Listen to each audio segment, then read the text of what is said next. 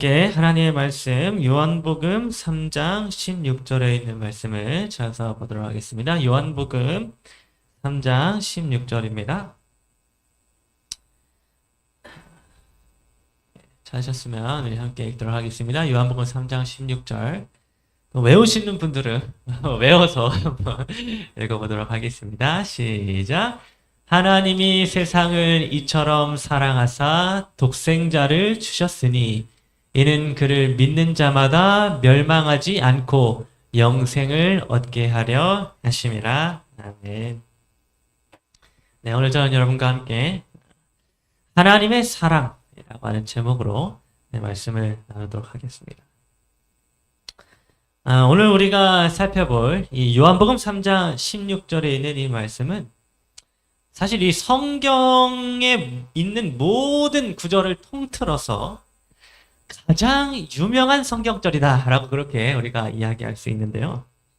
그래서 어떤 사람은 자기가 죽기 전에 성경에 있는 단 하나의 구절만 기억할 수 있다라고 한다면 바로 이 요한복음 3장 16절을 기억하고 죽겠다. 뭐 이렇게까지 말하는 사람이 있을 정도로 이 요한복음 3장 16절은 교회를 다니는 교인이라면 누구나 다 알고 있고 또 다 잘 외우고 있는 그런 아주 유명한 성경절일 것입니다.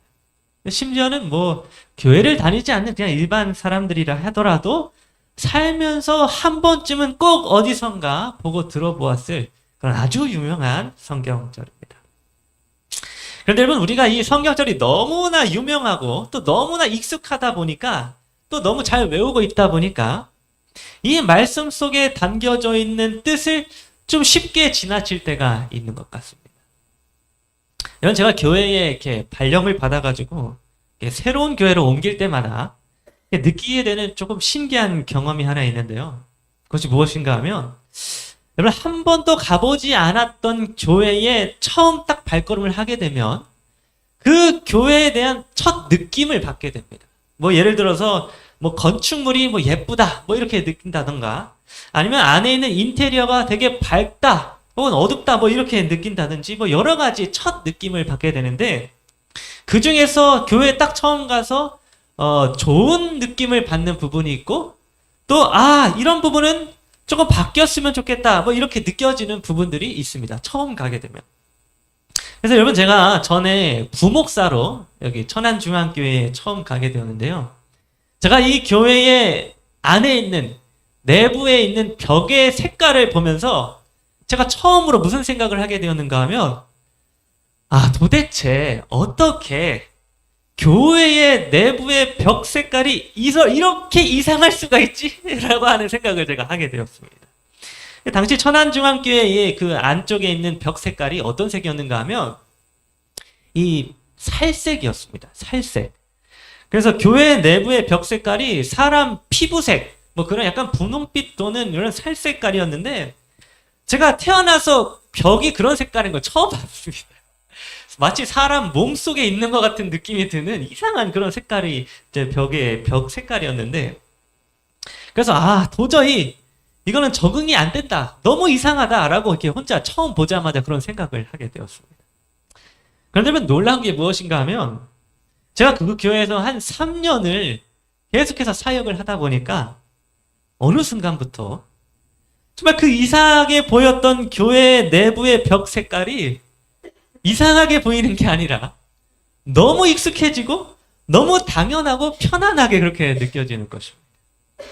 매일마다 그 이상한 벽 색깔을 보고 살았더니 그게 눈에 익숙해져 가지고는 더 이상 이상하다는 생각을 하지 못하고 그냥 있는 대로 그냥 편하게 살아가게 되었던 것입니다.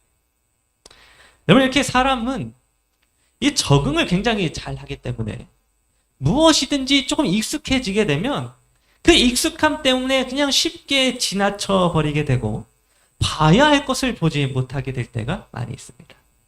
아무리 이상해 보이는 것도 계속 쳐다보면 아무렇지 않게 보이고, 또 아무리 좋아 보이는 것도 계속 보다 보면 더 이상 그게 좋은지 잘 모르게 되는 것입니다. 그런데 이와 마찬가지로 우리가 하나님의 말씀인 성경을 볼 때에도 이 익숙함 때문에 그 좋은 것들을 그냥 쉽게 지나칠 때가 많이 있는 것 같습니다. 특별히 이 요한복음 3장 16절이라고 하는 이 유명한 성경절을 볼 때에 우리는 이 익숙함 때문에 자주 지나치게 되는 부분이 있는 것 같습니다. 그래서 오늘 우리가 어쩌면 너무나도 유명하고 너무나도 익숙한 이 요한복음 3장 16절에 있는 이 말씀을 우리가 다시 한번 그 익숙한 눈을 잠깐 버리고 좀 새로운 마음으로 다시 한번 살펴보는 그런 시간을 갖도록 하겠습니다.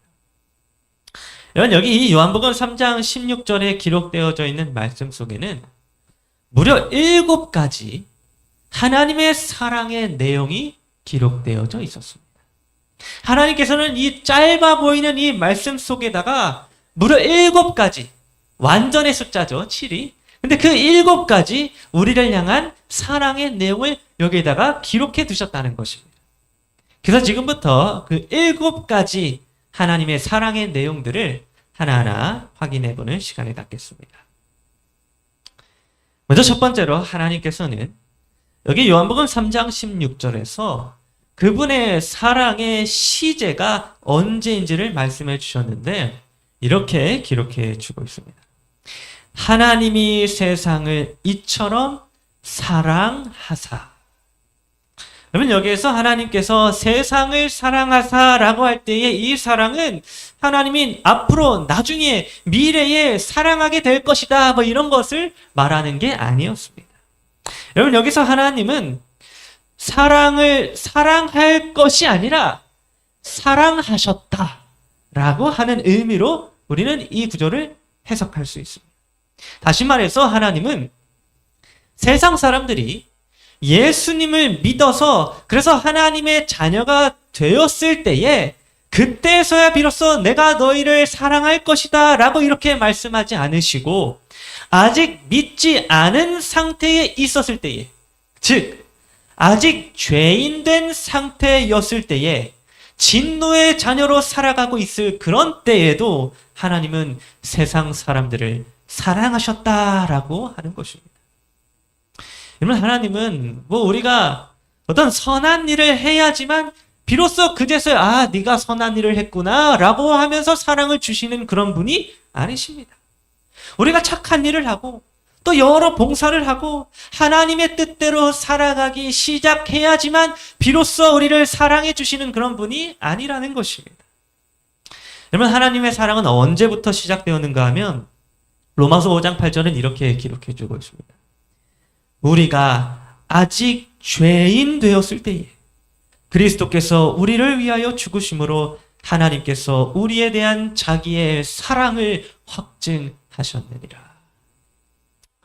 여러분, 하나님께서는 우리가 아직 죄인 되었을 때에 이미 우리를 사랑하셨습니다.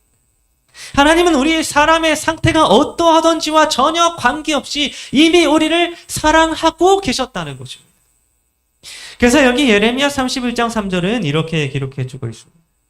내가 영원한 사랑으로 너를 사랑하기에 인자함으로 너를 이끌었다.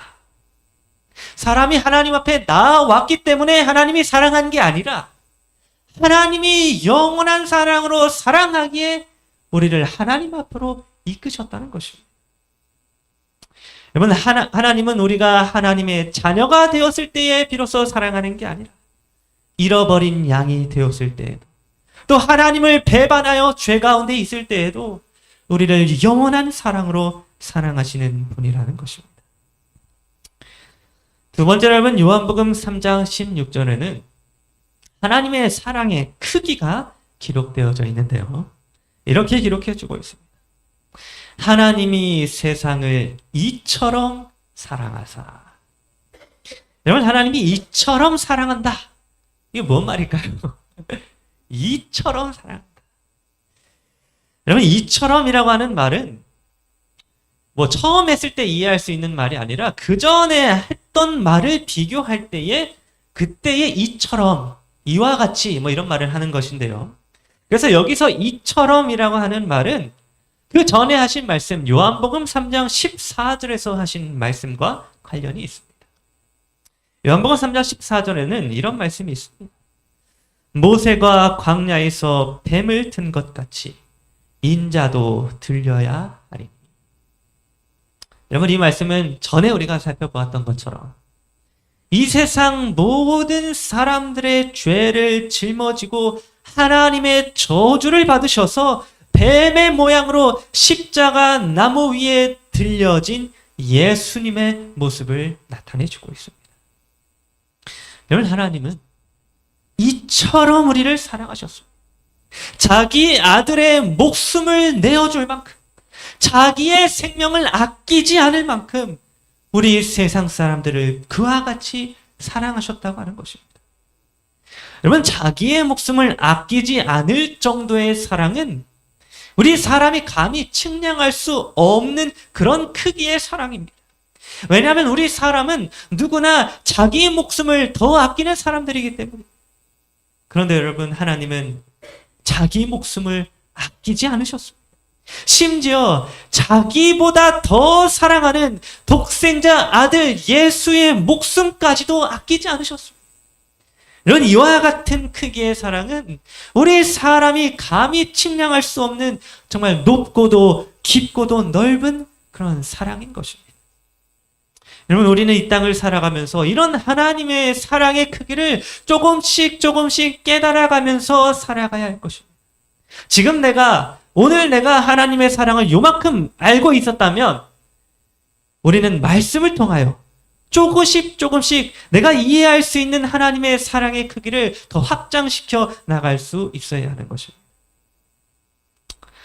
세 번째로 요한복음 3장 16절에는 하나님의 사랑의 범위가 기록되어져 있는데 이렇게 기록해주고 있습니다.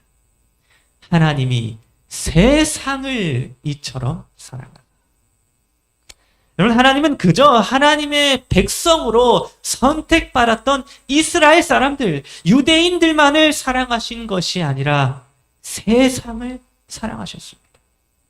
하나님의 사랑의 범위는 어떤 특정한 지역에 어떤 특정한 사람에게만 한정되어진 것이 아니라 이 땅을 살아가는 모든 사람들에게까지 미친다는 것입니다. 그러므로 여러분, 우리는 우리 주위에 살아가고 있는 어떤 사람에게도 함부로 대할 수가 없게 되었습니다.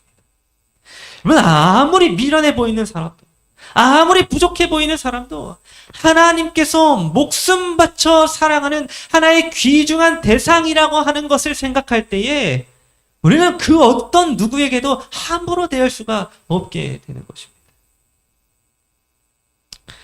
네 번째로 요한복음 3장 16절에는 하나님의 사랑의 성격에 대하여 기록되어져 있는데 이렇게 기록합니다. 하나님이 세상을 이처럼 사랑하사 독생자를 주셨으니. 여러분, 여기에는 하나님의 사랑의 성격이 기록되어져 있는데 하나님의 사랑의 성격은 남에게 주는 것이었습니다. 여러분, 우리 사람은 언제나 무언가를 좀 받는 것을 좋아하고 자기가 갖는 것을 굉장히 좋아하지만 하나님의 사랑은 남에게 주기를 바라는 그런 사랑이었습니다. 결코 이기적인 것이 아니라 다른 사람의 유익을 구하면서 주기를 바라는 것이 바로 하나님의 사랑의 성격이라고 하는 것입니다. 다섯 번째로 요한복음 3장 16절에는 하나님의 사랑의 특징이 기록되어져 있는데요. 이렇게 기록해 주고 있습니다. 하나님이 세상을 이처럼 사랑하사 독생자를 주셨습니다. 여러분, 하나님의 사랑의 특징은 바로 자기가 가진 가장 좋은 것, 곧 최고의 것을 아끼지 않고 주는 것이 하나님의 사랑의 특징이었습니다. 여러분, 우리는 누군가에게 뭔가를 선물할 때에 어느 정도 금액의 선을 그어놓고는 내가 부담스럽지 않을 정도의 가격치의 선물을 줍니다. 여러분, 내가 이걸 줘도 크게 손해보지 않을 정도만 주는 것입니다. 내가 이걸 줘도 내 삶에 문제가 없을 정도로만 남에게 주는 것입니다. 그러나 여러분, 하나님의 사랑의 특징은 그냥 어정쩡한 것을 주는 것이 아니라 어디 쓰다 남은 걸 주는 것이 아니라 갖고 있는 것 중에 좀 상태가 안 좋은 거를 골라가지고 하나 주는 것이 아니라 그분이 가진 것 중에서 최고의 것을, 너무나도 큰 손해를 보는 것, 절대로 주어서는 안 되는 것, 그 누구에게도 양보할 수가 없는 마지막 생명까지도 주시는 것이 하나님의 사랑의 특징이라고 하는 것입니다. 여섯 번째로 요한복음 3장 16절에는 하나님의 사랑의 목적이 기록되어져 있는데 이렇게 기록해 주고 있습니다. 저를 믿는 자마다 멸망하지 않고. 여러분, 하나님이 세상을 이처럼 사랑하신 그 목적이 무엇이었는가 하면 바로 한 사람이라도 멸망하지 않게 하시기 위함이었습니다. 여러분, 태초에 아담이 죄를 범한 이후로 이 세상 모든 사람들은 죄로 인해 다 죽게 되었습니다. 광야의 이스라엘 백성들이 불뱀에 물려가지고 다 죽을 위기에 처하게 되었던 것처럼 이 세상을 살아가는 모든 사람들의 운명은 결국 죽게 되는 것이었습니다. 특별히 사람은 그냥 죽기만 하는 것이 아니라 자기가 지은 죄의 값에 따라서 그 죄의 값을 치르는 심판으로 말미암아 멸망을 당해야만 하였습니다. 그러나 하나님은 이 세상을 살아가는 그 어떤 누구도 멸망하기를 원하지 않으셨습니다. 한 사람이라도 더 예수 그리스도를 믿음으로 멸망하지 않고 구원을 얻게 되기를 바라셨던 것입니다. 이제 마지막 일곱 번째로 요한복음 3장 16절에 하나님의 사랑의 혜택이 기록되어져 있는데요. 이렇게 기록해 주고 있습니다. 저를 믿는 자마다 멸망치 않고 영생을 얻게 하려 하시니라.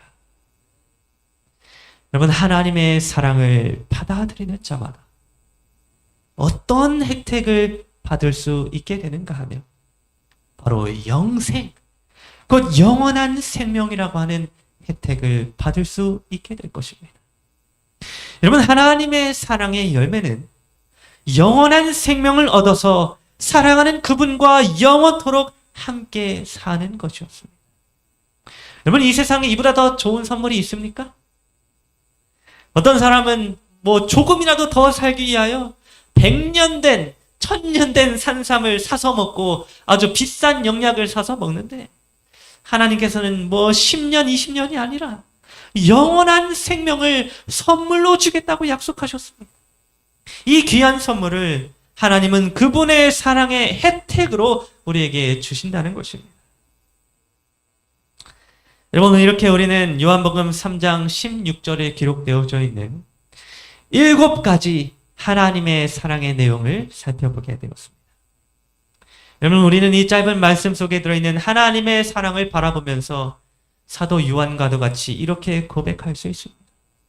보라, 아버지께서 어떠한 사랑을 우리에게 베푸사 하나님의 자녀라 일컬음을 받게 하셨는가.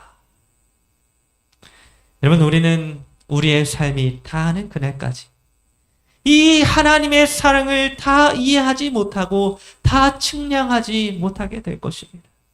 사도 요한이 하나님의 사랑을 그토록 많이 경험하고 하나님의 사랑을 많이 느꼈는데도 불구하고 하나님의 사랑은 도대체 어떠한 사랑인가? 라고 이렇게 표현을 할 정도로 여러분, 우리는 평생을 다해도 하나님의 사랑의 깊이와 넓이를 다 깨닫지 못할 것입니다.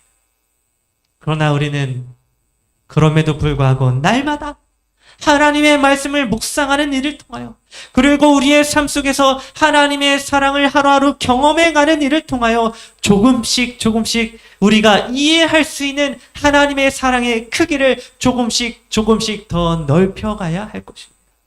오늘 내가 하나님의 사랑을 요만큼 알고 있었다면 내일은 이보다 더 큰 사랑을 알 수 있어야 되는 것입니다. 오늘 우리 모두가 이러한 정말 어떠한 사랑, 이와 같이 큰 사랑을 날마다 더 크게 깨달아가는 그러한 하나님의 사랑받는 자녀들이 되기를 간절히 바라면서 오늘 말씀을 마치도록 하겠습니다.